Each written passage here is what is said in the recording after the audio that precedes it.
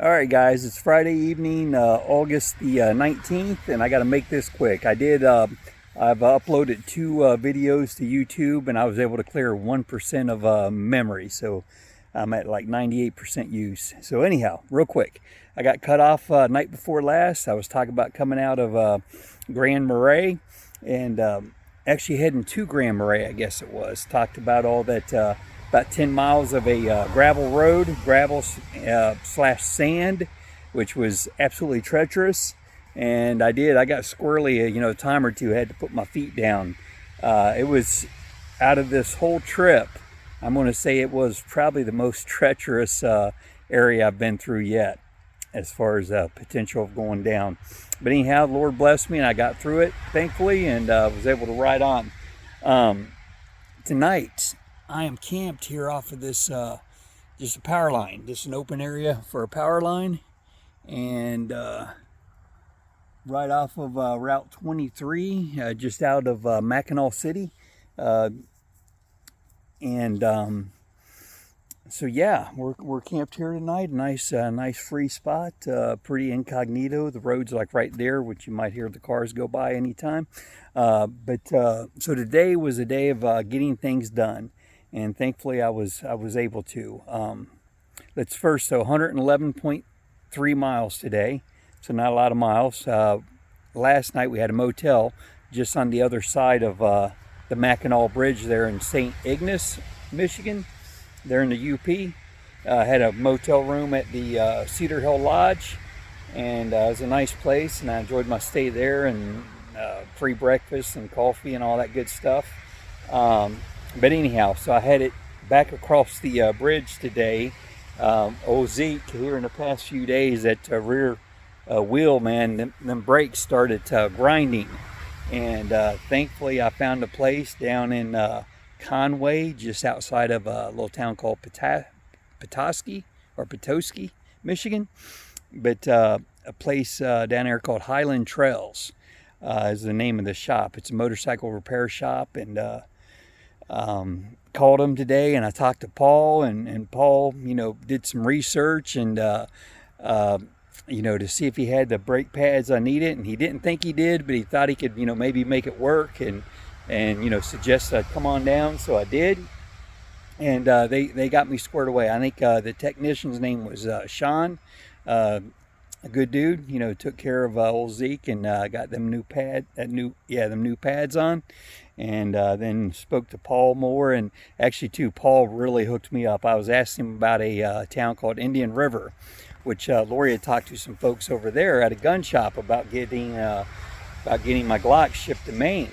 And I was, like I said, I asked Paul about that town, and and I said I had to head over there, and I told him what for, and he's like, well, we're an FFL dealer. He said I could probably ship it for you.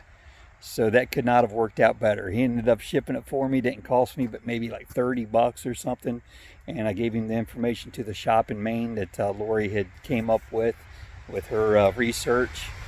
And again, I just could not do it without her, man. She is amazing. But so I got both the brakes, rear brakes, and the gun shipped in the same place. Then I went after that further down the road into Petoskey, and went to a Verizon shop and got my new SIM card. And God willing, that's going to take care of my issues as far as never having enough memory. And because I tell you, we've had Spectrum service, and I don't have time to go into it, but Spectrum is horrible. Dishonest company, was not at all what we had signed up for, and that's why so often I just don't have the memory on the phone, and because I'm not loading stuff. But again, God willing, now with Verizon, I'll be able to do that. But I don't have the SIM card in there yet. He had told me there at the shop, a young man named Nick. Nick's really cool dude.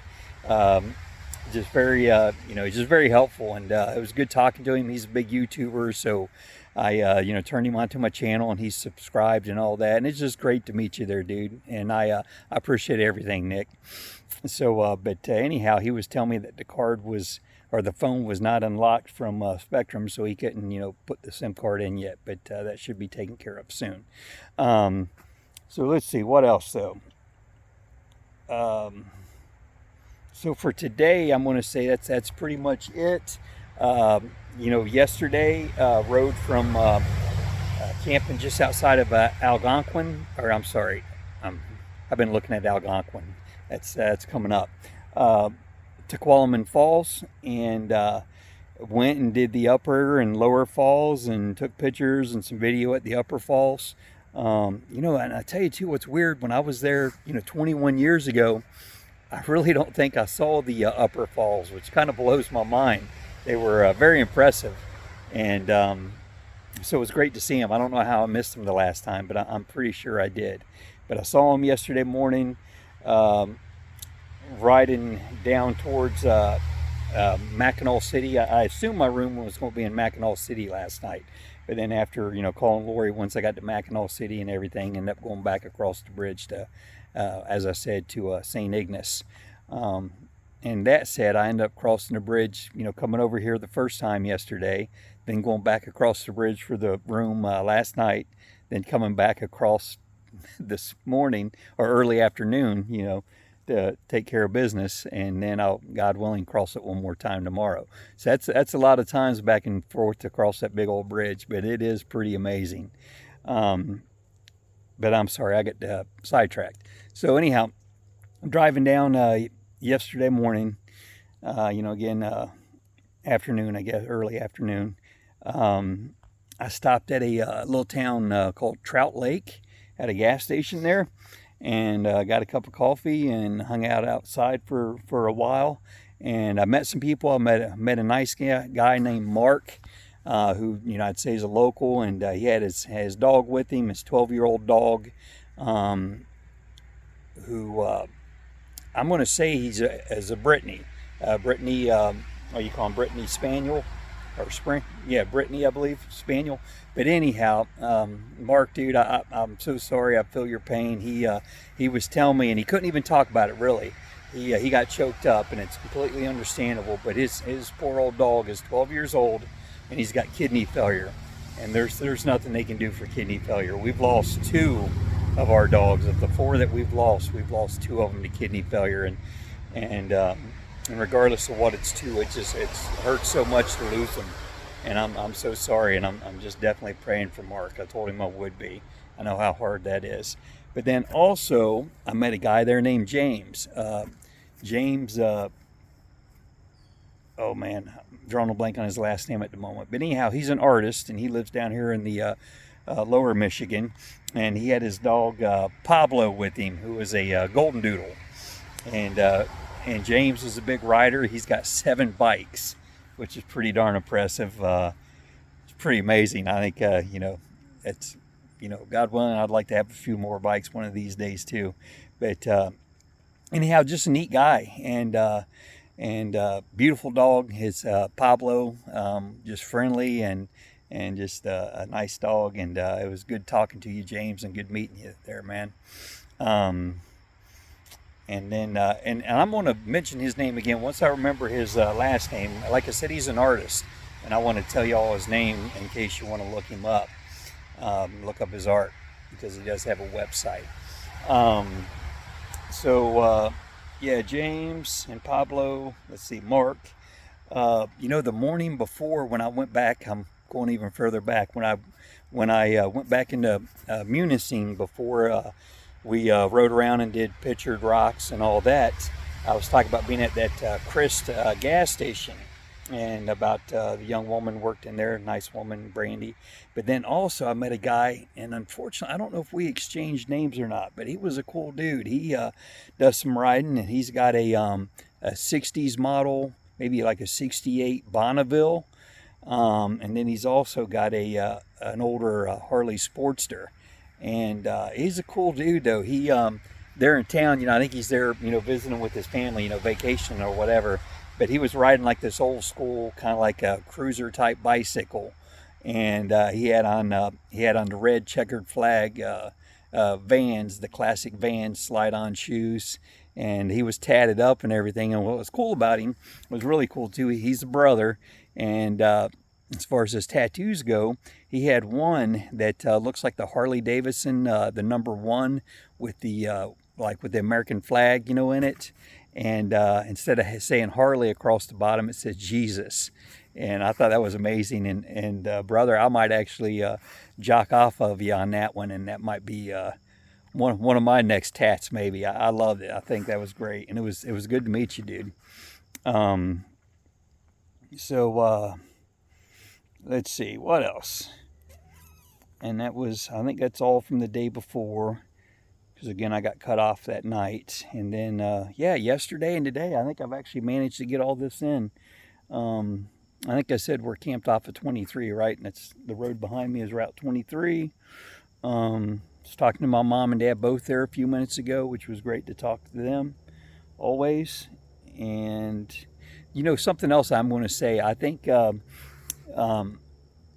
unless something changes, I believe we are just Maine bound at this point.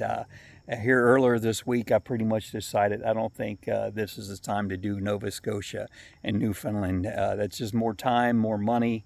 And two, getting into September, I believe the weather over there can get kind of cold and wet. And that's the last thing I want to deal with right now. But who knows? Maybe we'll be heading that way, and I don't know. I'll see a forecast or something like that, and I'll change my mind. But I don't know that I will. So I think right now it's just heading across Canada here, crossing over there at Sault Ste. Marie, Lord willing, tomorrow.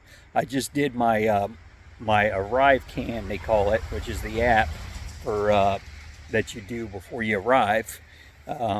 Clearly, that's got my COVID information and just my kind of, I don't know if I'd say travel plans, but so to speak.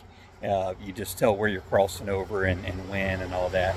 And this will be the third time I guess I've done that on this adventure. So yeah, Lord willing, back in Canada tomorrow, and just chilling out here off the road tonight, and I'm going to eat me some dinner here soon. And oh, you know what? I did want to mention somebody there at the I swam the Cedar Hill Lodge is what it was there in St. Ignace. And I took a swim yesterday evening about like 9 o'clock, 9 to 9:30, and oh, it felt so good. That water was like bath water, and it just felt so good. But anyhow, afterwards I sat up there drying off, and I was talking to a guy who's traveling with his family, with his son and his daughter, which are adults, and then I don't know if all the grandkids with him or with just a few of them, but anyhow, with him and the grandkids. And his name's Rick.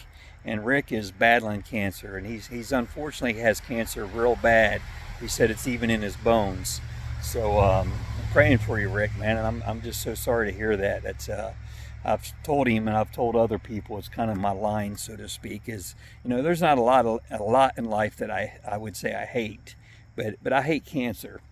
Who doesn't know somebody, who hasn't lost somebody to it, or who doesn't currently, have a friend or family member that's struggling with it. And just a horrible disease. And I'm just so sorry there, brother. And like I said, I will be praying for you. And I just wish you the best, man. I really do. And it was great to meet you and great talking to you. Rick's done quite a bit of riding. He's been riding, almost think he said since he was like 12, and he's been riding Harley. I think he said he bought his first Harley maybe when he was 19, and just a neat guy. And he just seemed like a good old boy. And it was good talking to you there, Rick. God bless you, man. And so yeah, I think I got it all in without getting shut down. So I am going to shut it down before I do. So something I didn't mention, I don't think, that amazing campsite that I had at Bond Falls here a few mornings ago, clearly up in the UP. I swam at that lake that I was camped by that morning.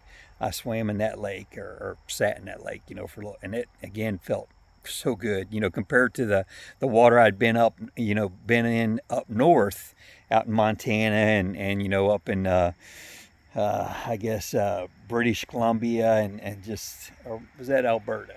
Either way, up in Canada, that water up there that was all like glacier fed, probably streams and lake and all that was just stifling cold. That lake water a few mornings ago, again, that was almost like bath water maybe. I mean, it was super mild. It was great.